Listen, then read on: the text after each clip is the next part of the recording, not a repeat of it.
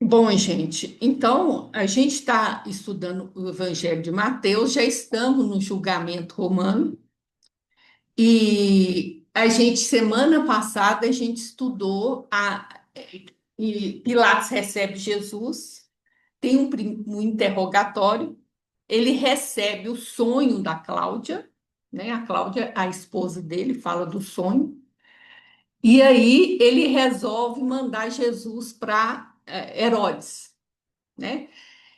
E aí, lá Jesus é coroado com uma coroa de espinhos, né? Lá ele sofre zombaria e aí ele devolve para Pilatos.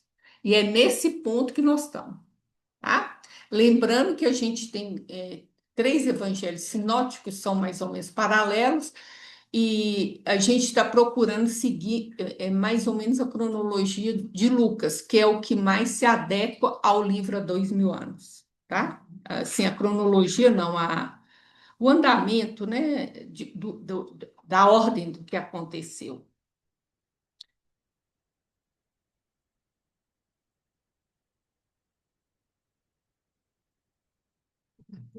Isso. Então, vamos lá. Quer ler para mim? Posso ler? Então, reunindo Pilatos, os principais sacerdotes, as autoridades e o povo, disse-lhes: Apresentastes-me este homem como agitador do povo, mas, tendo-o interrogado na vossa presença, nada verifiquei contra ele dos crimes de que o acusais, nem tampouco Herodes, pois o tornou a enviar. É, pois, claro que nada contra ele se verificou digno de morte. Portanto, após castigá-lo, soltá-lo-ei. Lucas 23, 13 a 16. Então, gente, o que que tem de estranho aí nessa passagem? Não, eles estão lá o tempo todo. Tem uma parte do sinédrio que está lá fazendo pressão. Já foi, já voltou. Ele está Porque ele não tinha nada. Ele era inocente. Mas, pois é, mas o que que ele vai fazer com ele? Pois é, mas ele não é inocente? É lá na frente, aqui ainda não. Então, gente, olha que contraditório. Ele está, Pilatos, ele está como se fazendo uma negociação, porque está tendo. O que que a gente viu? Uma parte do sinédrio, ele está presente ali fazendo uma pressão, porque quer a crucificação de Jesus, né? Então, que são esses aqui, os principais sacerdotes. Mas o que é estranho é o seguinte: por quê? Se ele é inocente, por que castigá-lo? Então, o Pilatos, ele está fazendo agindo como se ele estivesse negociando. Vocês querem a crucificação? Eu acho que ele é inocente, então vamos fazer um É tipo assim, não precisa de tanto, mas também não vou soltar. Vamos fazer um meio termo. Só, gente, que isso aqui não é açoite comum. E aí vem o segundo problema, porque quando a gente vê nos relatos bíblicos e de Atos dos Apóstolos, principalmente, que o sinédrio ou a sinagoga, ele açoita. O que que é o açoite? É uma tira de couro que você põe a pessoa de costa, né, amarrado no poste, e isso é açoite. Chicoteia. E chicoteia a pessoa. Aí tem um limite de até 40 chicotadas. Eles só davam 39 porque se você errar, ficou no desconto para não passar os 40. Mas Roma não faz isso, não. Roma não açoita, ela faz um negócio chamado flagelação, que é completamente diferente e não tem quantidade. É até o braço cansar. o braço cansado de quem estiver batendo? Sim, de quem ele até bate o tanto que ele achar que deve bater, não tem esse limite, é tanto. Então, gente, o açoite é uma tortura e nós vamos entender por quê. Olha o instrumento que é feito o açoite. Então, nas pontas tem umas bolas de ferro com umas coisas que parece prego. Então, quando você joga nas costas da pessoa, quando ela vem, ela arranca a pele. Então, isso é uma tortura, e é isso que vai justificar, porque quando Jesus é crucificado, ele morre logo, Pelo enquanto tanto que já estava machucado, pelo tanto que já estava machucado, torturado. torturado. Olha, Mas no açoite como flagelo é o mesmo? Não, não. Açoite é uma tira de couro, que é o que as faz na sinagoga e é o que faz no sinédrio. Aqui não. Que é o Aqui, flagelo. flagelo. pô, depois que Longinos jogou a pedra, só flecha, Chegar lá, calma. Como é que você chama? Luísa. É a Luísa. Você já veio aqui, não, Luísa, não? Não estudo. Então, prazer, Vânia. Prazer. Eu já esqueci o nome dela de novo, Sandra. Pois é, nós estamos estudando o julgamento romano. Jesus acabou de voltar de novo para Herodes, e o que nós estamos vendo, gente? É que Herodes, ele admite que Jesus é inocente, no entanto, fala em açoitá-lo. Só que não é açoite, é flagelação, e é isso que eu estou mostrando aqui, ó. Então, isso é um tipo de tortura, e é isso que vai mostrar para a gente que quando Jesus vai para a cruz, ele vai morrer logo, porque ele está muito machucado. Porque isso aqui é um tipo de tortura. Então, por isso que Herodes fala assim: em vez da tortura da cruz, eu faço a tortura do açoite. E aí ele também tentando, ele está sendo pressionado e ele está tentando negociar. Mas o problema, gente, é isso aqui, ó. Não pode haver acordo entre a virtude e o pecado. E olha o que Jesus fala assim: ninguém pode servir a dois senhores, porque há de amar um e odiar o outro. Não tem jeito, gente. Tem coisa que não tem acordo. Se a pessoa é inocente, ela é inocente, não tem que sofrer é nada. Se você começa a ceder, você é como se você rompesse uma linha. Então, o que que isso significa? Que Herodes está vivendo um conflito. Heróis não. O Pilatos. Pilatos, desculpa. Pilatos está vivendo um conflito. De um lado, a consciência ética dele, do outro lado, o poder, o dinheiro e o prestígio. É por isso que não tem como Mamon e Deus fazer acordo. Por isso que o pecado e a virtude não têm acordo. E é o que ele está tentando fazer. E isso é importante porque, às vezes, na nossa vida, a gente faz isso antes de entrar no buraco, porque a gente tenta negociar. E ele pode perder o poder, o dinheiro e o prestígio? Pode. Pode. Porque eles mesmos vão falar que vão acusá-lo como se ele não estivesse defendendo os interesses de Roma, né? Então, existe a possibilidade? Existe. Do outro lado, existe. Ele sabe que é inocente. Então, é esse o grande conflito dele. Agora, o erro principal dele é tentar fazer um acordo. E todos nós, gente, quando a gente erra feio, é porque a gente tentou fazer esse acordo, tá? Toda vez a gente tentou fazer esse acordo. A gente não quer abrir mão do lado de cá e quer manter. Então, não tem jeito. Deu para entender? E é isso que ele está fazendo. Ele está negociando com o pessoal do Sinédrio. Está negociando porque ele quer as duas coisas. Que ele não quer abrir mão De nenhuma das de duas. Eu quero a minha consciência, mas ao mesmo tempo eu não quero ter o as poder, vantagens. né? Poder e o prestígio que eu tenho. Não quer perder. Tá ok? Vamos lá, então. Ora, por ocasião da festa, costumava o governador soltar alguns dos presos, conforme eles quisessem. Naquela ocasião, tinham eles um preso muito conhecido, chamado Barrabás. Estando, pois, o povo reunido, perguntou-lhes Pilatos: a quem quereis que eu vos solte? A Barrabás ou a Jesus, chamado Cristo? Porque sabia que por inveja o tinham entregado. Que festa, hein, gente? Ocasião da festa da Páscoa. Isso é muito importante, porque nas outras festas isso não acontecia. Mas por que que acontecia na Páscoa? O que que a Páscoa significa? Eles comemoram o quê? Não é nós, ele, libertação. O êxodo, né, gente? A libertação do Egito. Por isso, soltar um preso, libertar alguém.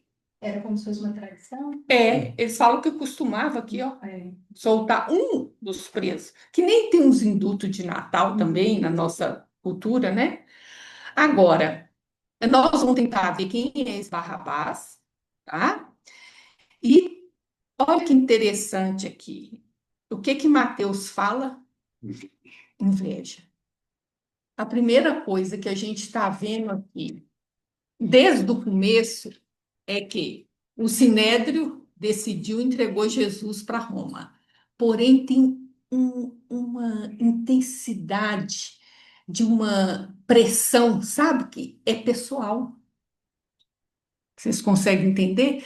Vamos dizer, tudo bem, ele foi condenado por blasfêmia e uma parte do Sinédrio quer que ele seja crucificado. Por quê? Porque isso vai descaracterizar ele como Messias. Então, não pode ser os 70, gente, porque é gente demais para fazer acordo lá. É um grupinho desse Sinédrio. Porque a gente vê lá no nosso grupo que são 54 para entrar em acordo sobre alguma até um feriado, a gente não consegue entrar, tem que votar. Agora você imagina lá na frente. Então é um grupinho que está fazendo questão, beleza. Mas toda vez que a gente se empenha e faz questão demais de se opor a alguma coisa, de lutar muito por alguma coisa, tem algo de pessoal nisso, vocês entendem? Por isso a inveja. Vou dar outro exemplo para vocês. Você vai estudar lá o Atos dos Apóstolos, aí você vê a história de Saulo.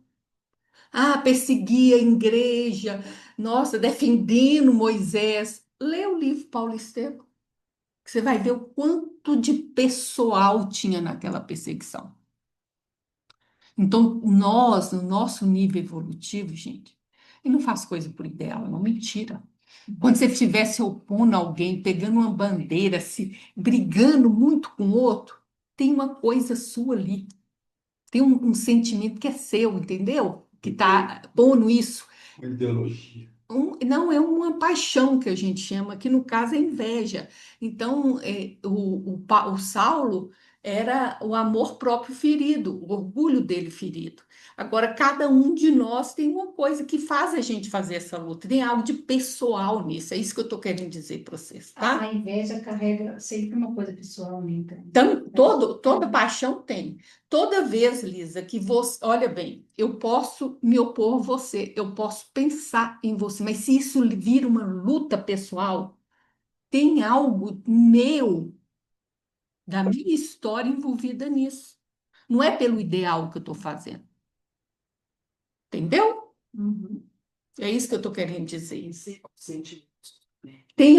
Porque tem algo da sua história, algo tocou em algo seu que é seu, que não tem a ver com aquele ideal. Tá, passa. Você está defendendo demais, você vestiu a roupa demais, virou paixão. Você está falando de você, você já não tem ideal nenhum aí. Isso pode ser político, pode ser religião, futebol, tudo, gente. Passou, virou paixão, é seu. Tem uma coisa sua escondida ali, que você precisa olhar, entendeu? No caso deles, é a inveja. Aí eu trouxe um pouquinho da Joana para a gente poder ver a questão da inveja aí, tá? Sim, sim, sim. Inveja na autovalorização, o paciente da inveja lamenta o triunfo alheio e não luta pelo seu. Compete mediante a urdidura da intriga e da maledicência. Aguarda o insucesso do adversário que se compraz. Observa e percebe, aclamado por insidiosa desdita íntima. Egocêntrico, não saiu da infância psicológica e pretende ser o único centro de atenção, credor de todos os cultos e referências. Insidiosa, a inveja é resultado da indisciplina mental e moral e não considera a vida como um patrimônio divino para todos, senão para si. Então, gente, olha bem, o outro pode ter uma coisa que eu valorizo, mas eu também tenho talentos que eu posso, né, me valorizar. Nós não necessariamente vamos ter os mesmos talentos, vamos dizer assim, né? Então, em vez de valorizar o que eu tenho e desenvolver o que eu tenho ou o que eu tenho dificuldade, eu fico no lamento, preso no triunfo. E o que que acontece, gente? O pessoal, ao conviver com Jesus ou investigar Jesus, você vê que ele tem uma relação muito pessoal com Deus. E essas pessoas, sacerdotes em geral, você renuncia a sua vida para se dedicar a Deus e não consegue ter o mesmo nível de relação. Então, você imagina, eu desde pequenininho, porque todos os sacerdotes são assim, desde pequenininho eu sou dedicada a Deus, dedico minha vida a Deus, mas chega Jesus, que é um pobre, não frequentou a escola de nenhum rabino, e ele tem uma profundidade e ele faz milagres, faz sinais que eu não consigo fazer. E ele tem uma relação muito mais especial com Deus do que eu. Entendeu? Então, em vez de eu valorizar o que eu tenho e procurar melhorar essa relação, eu tenho inveja e eu quero destruir o que o outro tem, porque o problema da inveja é isso, né? Então, tem trama, tem maledicência, ele sofre, olha, ele quer o insucesso do outro, então tem uma coisa destrutiva na inveja, né? Persegue, olha aí. E a pessoa sofre muito com isso, porque o sucesso do outro te machuca. Tá voltando. E aí, o que que ela fala? Porque, na verdade, isso aqui é muito infantil, né? Que a gente acha que a gente é o centro do mundo e que os bens divinos devem ser só meus, né? Então, ela fala isso, ó, em disciplina moral, porque a vida é patrimônio de todos, e a gente sabe, né? Se eu quero um determinado talento, eu começo a desenvolver ele hoje, que às vezes lá na frente eu vou conseguir ele. Não no estágio que você já tem, porque você já vem desenvolvendo isso. Entendeu? Aí você entende por que eles fazerem questão, eles pressionarem, eles estarem ali. Gente, esse cara a manhã inteira, ele chega lá em torno de 6 horas da manhã, ficou até meio-dia pressionando, pressionando, porque vai sair a condenação meio-dia. Olha só. Então, pressionando, porque você está vendo que isso é pessoal? Está intenso demais. É pessoal. Ok? Alguém pode discordar, tá, gente? Infelizmente, É. Aí nós vamos para o Barrabás. Por que que eu trouxe o pastorino aqui para nós? Porque dependendo da Bíblia que você pegar, você vai ver o nome Jesus Barrabás, tá? Porque tem alguns códices, algumas traduções que falam que o nome de Barrabás era Jesus Barrabás. E Barrabás quer dizer filho do Pai. Então, é a gente pensar, Jesus é o nome português. O nome em hebraico é Yeshua. E esse nome é o mesmo de Josué. E Josué é um herói da fé, né? Igual a gente põe nos nossos filhos o nome dos apóstolos, eles também colocavam o nome dos filhos dos heróis da fé deles.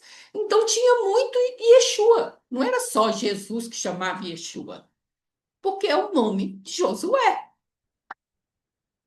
ok? Então, mas então, dependendo da Bíblia que você colocar, você vai ver escrito lá Jesus Barrabás. E o nome de Jesus é Yeshua Bar Yosef, que é Yeshua, filho de José, tá? Bom, gente, então nós vamos ver aqui quem era Barrabás, tá? Então, primeira coisa que a gente tem que pensar, uma estratégia de Pilatos. Pilatos, ele quer soltar Jesus. Ele tentou açoitar, não adiantou. Ele quer soltar Jesus, então ele vai fazer eleição lá. Ele vai escolher que tipo de criminoso? mas O pior é o que na concepção dele é o mais cruel, correto? Na concepção dele. Então, vamos ver. Então, o que que Mateus fala? Ó, então, um preso bem conhecido, quando a gente é conhecido, Porque Por que que você é famoso? Se você for ladrão de galinha, tu não é famoso. Bem conhecido. É só isso que Mateus conta para nós. Ele era bem conhecido. Já Lucas logo lança, o qual fora lançado na prisão por causa de uma sedição. De que Jesus foi acusado perante Pilatos?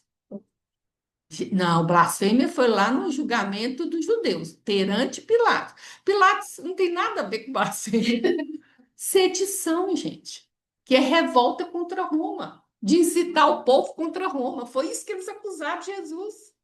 E ele foi preso por causa de sedução, feito na cidade e um homicídio. Agora pensa comigo. Eu estou no meu país, Judéia. Vem Roma e invade.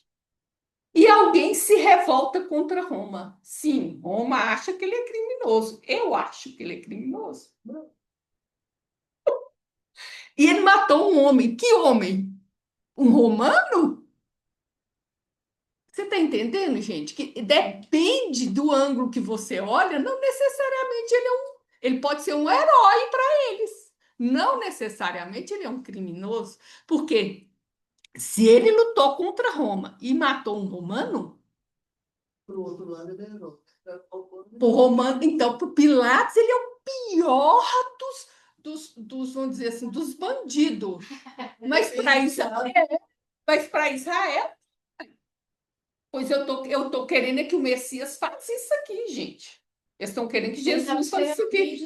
Para fazer isso. Agora, vamos supor que ele matou um judeu. Pilatos estaria importando? Não sei.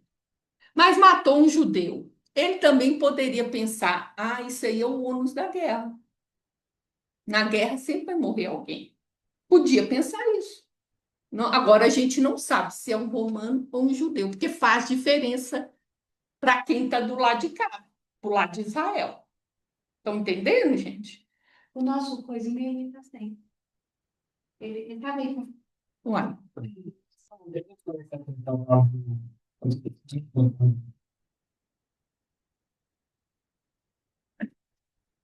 vamos ver, meu filho. Aí, pronto. E aí, quando a gente chega em Marcos, gente, o que ele põe?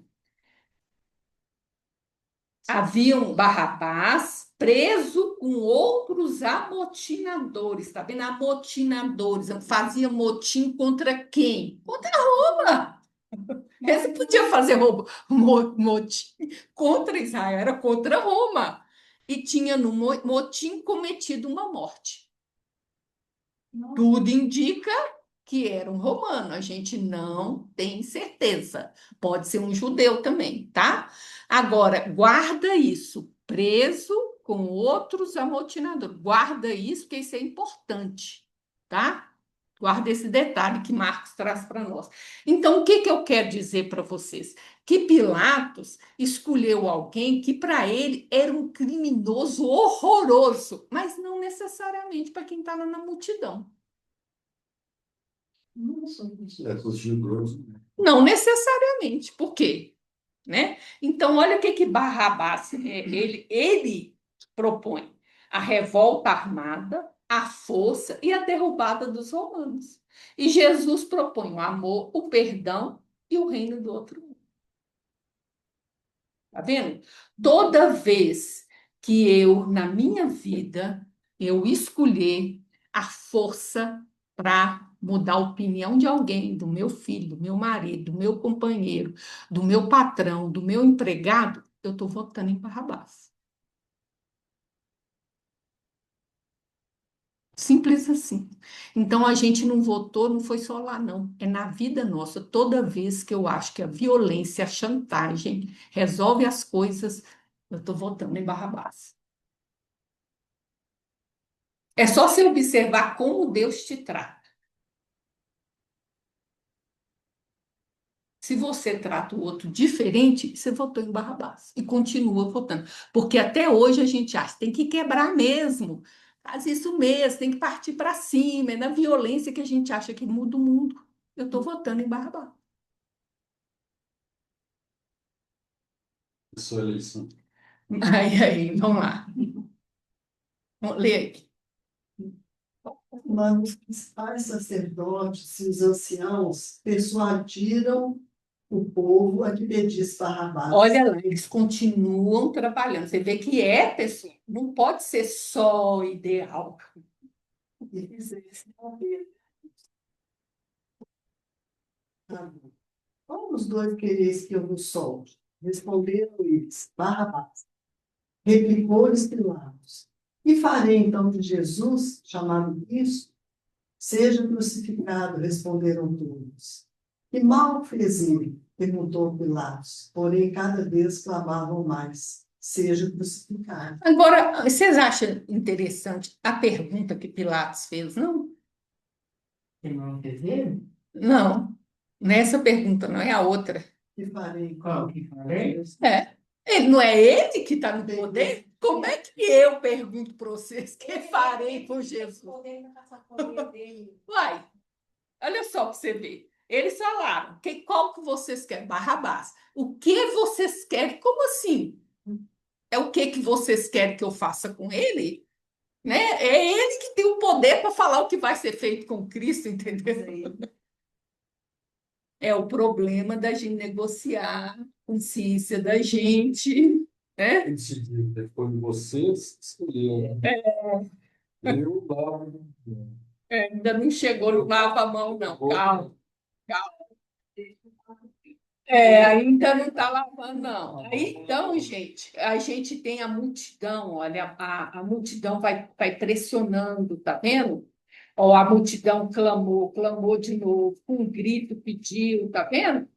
Os anciões persuadiram a multidão que pedisse que seja crucificado, que clamou. E por isso que eu mostrei para vocês que quando a gente mostra a figura da onde estava acontecendo isso, lá no Palácio de Herodes, ele não pode estar tão alto.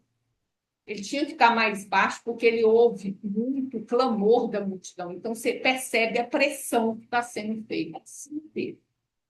E aí, gente, eu trouxe para nós aqui primeiro aqui, o que eles esperavam do Messias. A Caminho da Luz, capítulo 7. Segundo a sua concepção, Só que não está bom ela ler por causa da chuva. Vai sair na gravação. A Caminho da Luz, capítulo 7. Segundo a sua concepção, Ele está falando dos sacerdotes, tá, gente? Como eu contei, eu coloquei para vocês saberem. o Senhor deveria chegar no carro numa fonte de suas glórias de Deus, trazido do céu à terra pela legião dos seus tronos e anjos. Deveria humilhar todos os reis do mundo, conferindo a Israel o cetro supremo na direção de todos os povos do planeta. Deveria operar todos os prodígios, buscando a glória dos céus.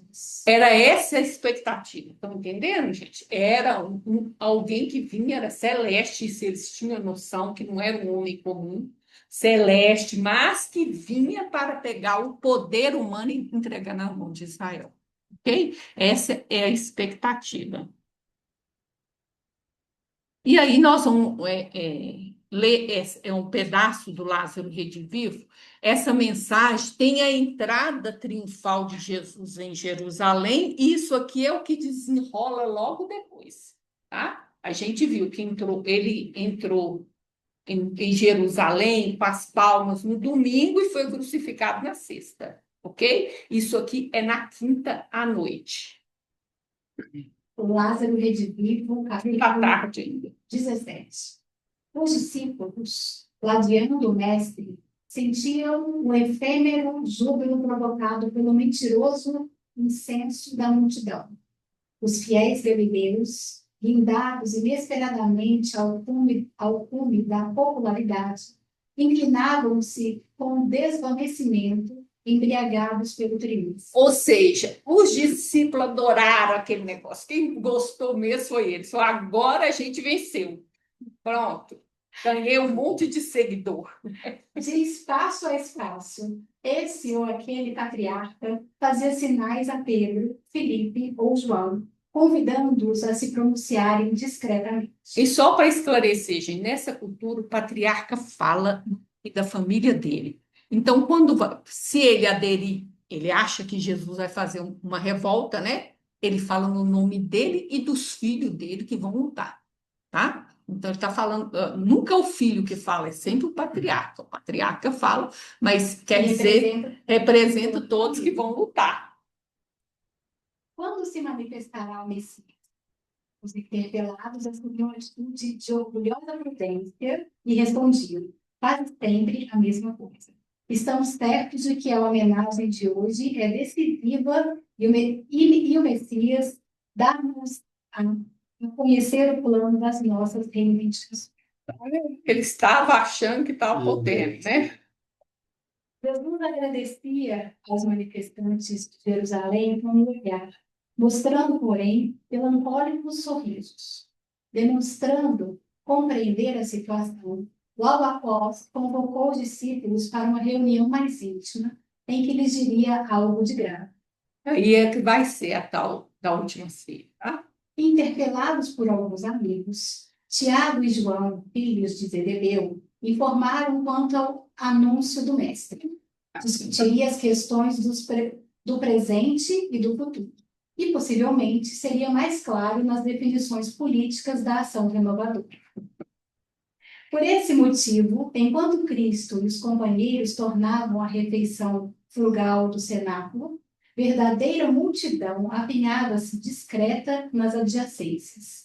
O povo aguardava informações do colégio apostólico entre a ansiedade e a esperança. Olha, gente, tudo indica que ele estava na casa de Maria, mãe de Marcos, né? Então, na rua, é claro que eles não aglomeraram todo ali. Por quê? Porque existe os romanos. Qualquer aglomeração desce o povo e o cacete. Mas o que acontece? Eles estavam em pequenos grupos, espalhados ao longo, disfarçados, esperando o Messias falar, agora vamos. Aí a gente ia. A gente já está preparado. A gente está aqui só esperando o comando, entendeu?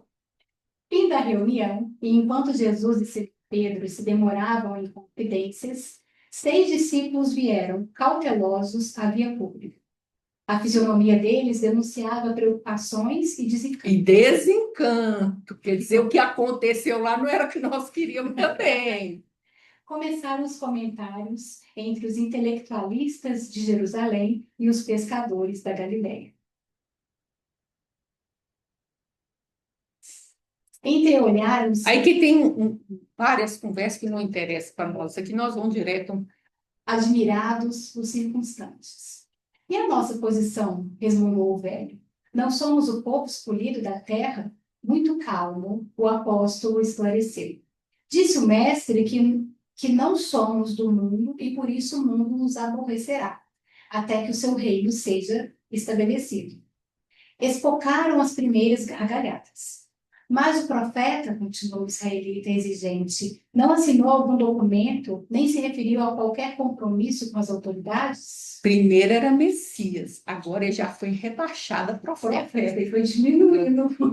Já está perdendo. Não, respondeu Filipe, sincero e ingênuo. Apenas lavou os pés dos companheiros. Isso era uma tarefa de escravo, tá, gente?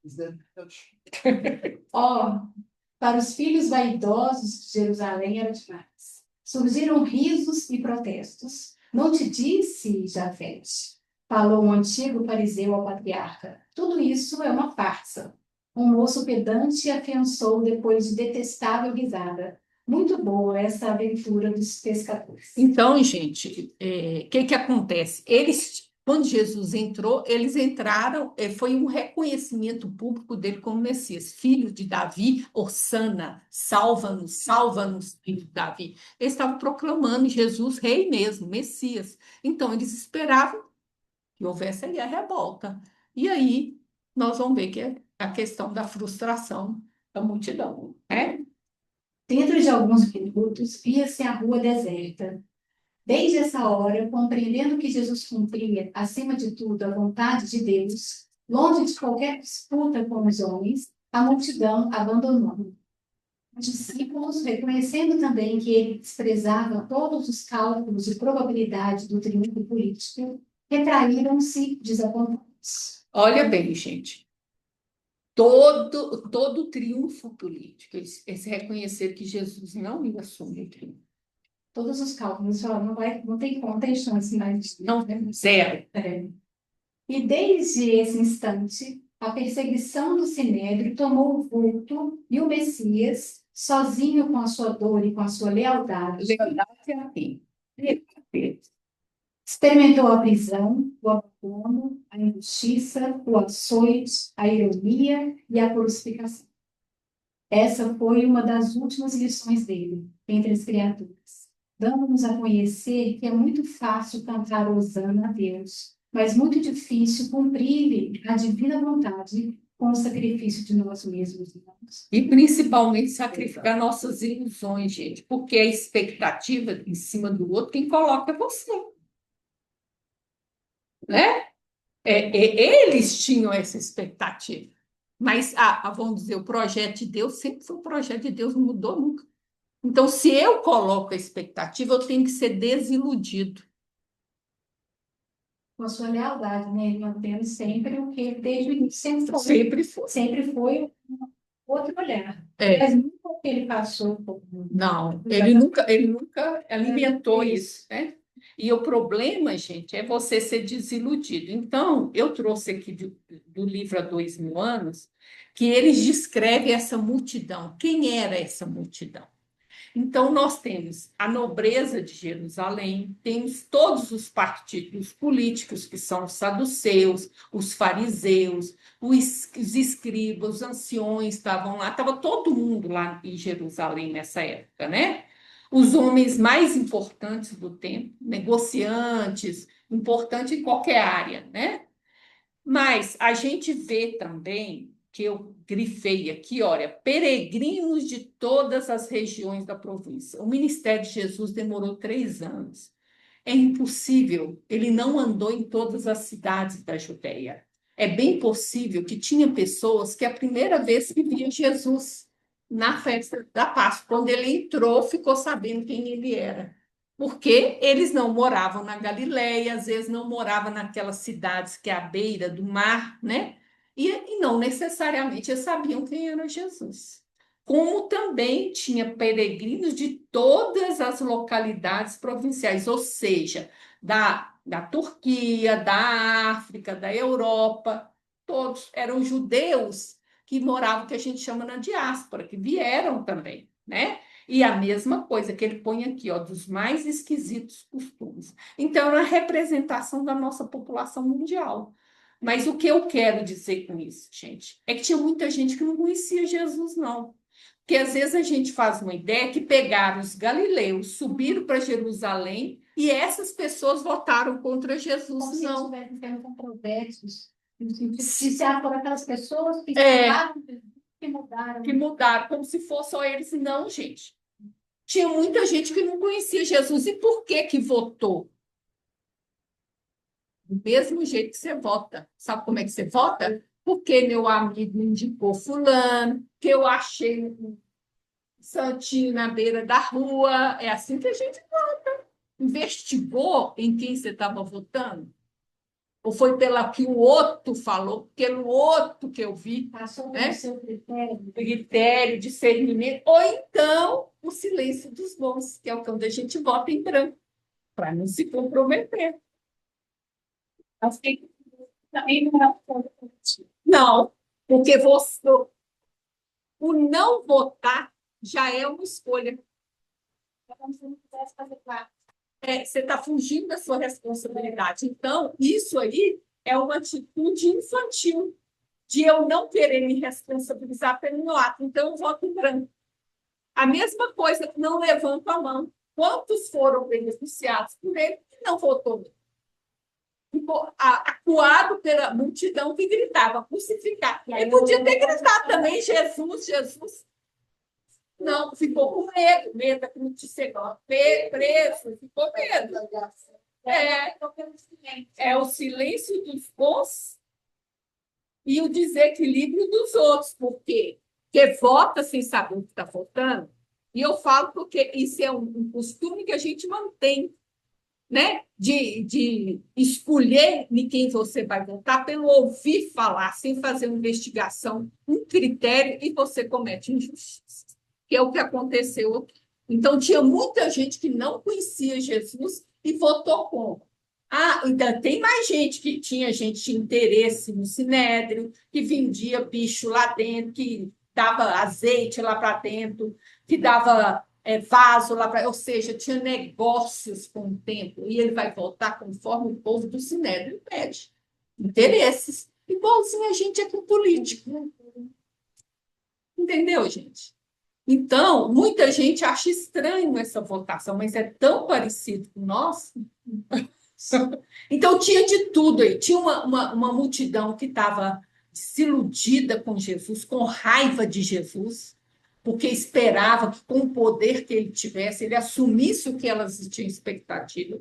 Tinha gente que não conhecia e votou pelo outro falar. Tinha gente que tinha interesse junto ao Sinédrio do Templo, votou conforme eles mandaram, né? E tinha gente que calou com medo. Ok, gente? E é isso. Aí vamos ver essa mensagem antes da gente terminar. Vinha de Luz, capítulo 100. Que fazemos domingo? Essa é a pergunta que Pilatos fez. Que fará então Jesus, chamado Cristo? Pilatos. Nos círculos do cristianismo, a pergunta de Pilatos reveste-se de singular importância. Que fazem os homens do Mestre Divino no campo das lições diárias? É isso aí. O que a gente faz? Ele está fazendo a mesma pergunta, né, gente? Que Pilatos fez, Pilatos fez isso para a multidão. O que é engraçado, gente, porque a multidão ela é muito inconsciente. E ele vai fazer essa pergunta para a multidão. Os ociosos tentam convertê-lo em oráculo que satisfaça as aspirações do menor esforço. Os vaidosos procuram transformá-lo em galeria de exibição, através da qual façam um postulado permanente de personalismo inferior. Os insensatos chamam-no de indevitadamente a aprovação dos desairados a que se entregam à distância do trabalho. O que tem em comum com essas três coisas aqui, gente? Conveniência. É como se eu tivesse a minha posição e vou lá pescar algo de Jesus para concordar comigo. Alguma coisa que encaixe. Encaixe no que eu quero. Que eu quero, que é o menor esforço, tá vendo? Meu personalismo inferior, não quero trabalhar, né? Que trabalho menos digno. Isso é o que a Joana vai chamar aqui, ó. Em busca da verdade, tá?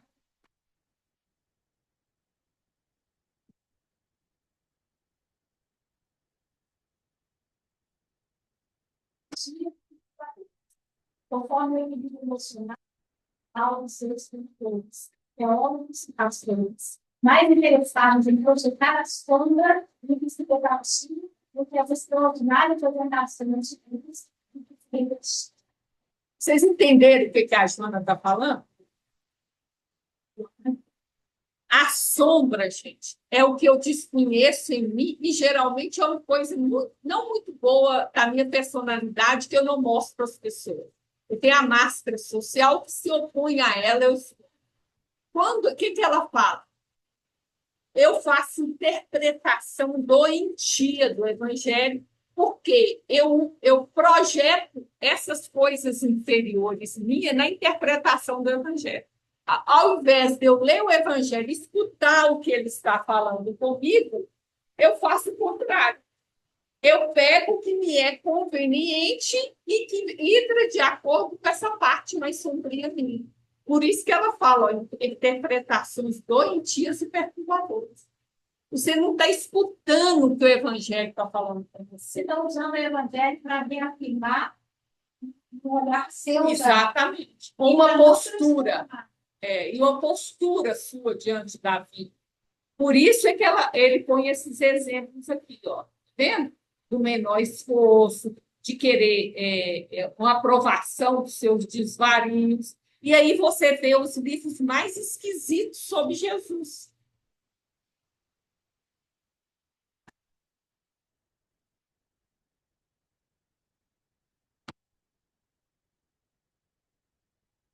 Eles seguem os passos, qual a multidão para acompanhar a comunidade, apenas interessado na multiplicação de pães para os outros.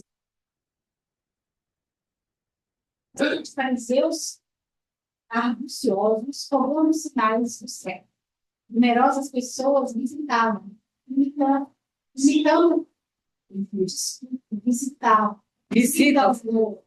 imitando o gesto de Jairo, explicando bênçãos, crendo e descrendo ao mesmo tempo.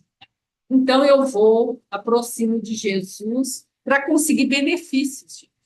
É isso que eu quero, benefícios. Olha, e aí ele fala da multidão que ia atrás de Jesus para quê? E queria que Jesus permanecesse. Eles até tentaram fazer Jesus rei. Para quê? Aí ele dá a comida que a gente precisa, não precisa nem eu trabalhar, né? Então, é isso aqui, ó. Interessadas na satisfação do estômago, das coisas mais rasteiras da nossa vida. Ou a gente quer sinais. Ou a gente crê e descreve, a gente quer a bênção, que é o caso do Jairo, que é aquela menina que estava dormindo lá, morta, né? Supostamente morta. Crê e descrê, tentando conseguir benefícios pessoais. Na hora que eu preciso. Na hora que precisa e querem o quê? Eu quero sinais, quero benefícios, quero ser atendido, quero que tire as coisas ruins da minha vida, que me dê bênção, que me dê saúde, que me dê prosperidade. É isso que eu estou querendo. Pães. Hã? Pães. Pão e circo. Diversos aprendizes ouvem os ensinamentos ao modo de Jesus, examinando o melhor caminho de estabelecerem a própria dominação. Vários corações observam com simpatia, mas, na primeira oportunidade, brindavam como a esposa de Zebedeu sobre a distribuição dos lugares celestes. Outros muitos o abandonam, extravavam, iguais a inúmeros admiradores de Galileia, que desestimavam os benefícios e as consolações, detestando-lhes as verdades sagradas. Ou seja, gente, eu quero os benefícios, ele está fazendo uma cura, eu estou doente, é isso que eu quero. Resolve o meu problema e não quero o resto, né? E a mesma coisa, é o caminho para eu usar isso que eu estou aprendendo e dominar os outros, em pegar no pé dos outros, os outros mudarem, né? E esse aqui, ó, eu encaro com simpatia, mas eu já quero saber o que eu vou lucrar com isso. Não escrevemos. Que cargo é que eu vou receber lá no céu, né? Alguns imitam os beneficiários da Judéia, a levantarem mãos postas no instante das vantagens e a fugirem desfavoridos do sacrifício e do testemunho. Grande maioria procede a 9 de Pilatos e pergunta solenemente quanto ao que fará de Jesus e acaba crucificando com despreocupação e dever da responsabilidade. Que se fará de tudo isso que eu aprendi? Se você que está recebendo não sabe o que você vai fazer, ninguém vai saber. Então, é isso aqui, ó, gente. A gente tem as vantagens, mas não existe ressurreição sem cruz. Sacrifício, testemunho vai fazer parte do povo. Não tem. Não é que você vai ser crucificado lá. De verdade. É literalmente as suas feitas. Mas vai ter um trabalho aí de testemunho, inclusive de terminar com as nossas ilusões. Tá?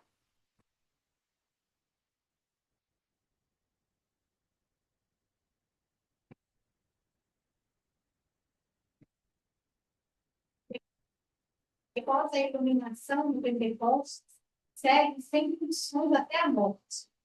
Caros, confiam Paulo Tarso, que é, nós colocamos a caminho da redenção através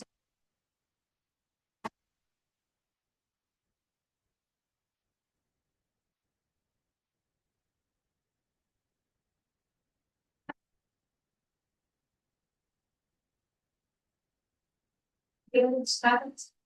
Ele está dando dois exemplos aí maravilhosos, né? Pedro e Paulo, né, gente? Então,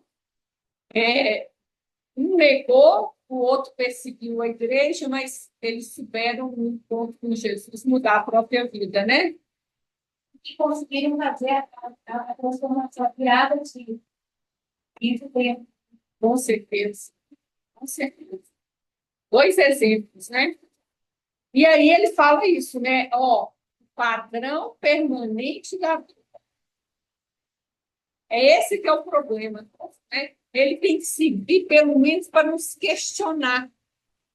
Porque às vezes a gente não se. Vamos dizer, a gente tem um padrão de vida, de enxergar a vida, de entender as coisas, que a gente não se questiona. Às vezes a gente precisa de Jesus para questionar isso, porque ninguém muda sem questionar. Mas tem um slide aqui que eu acho que eu pulei.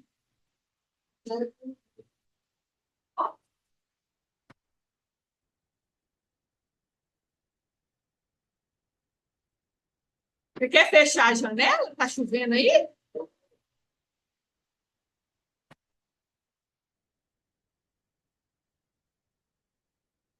Não foi o do livro Vinha de Luz, não, lá na frente, que você pulou, Vânia? Teve uma hora que você pulou antes Gente, dele. eu trago semana que vem, que eu acho que eu tirei. Não foi o antes do Vinha de Era um Luz? slide Passou um aí que eu não vi, não. Aí esse você não passou, não. Nem esse. Tem três aí que você não passou. Vocês estão me ouvindo? Sim, senhora. é Bonitinho. com dificuldade. Ah. É, o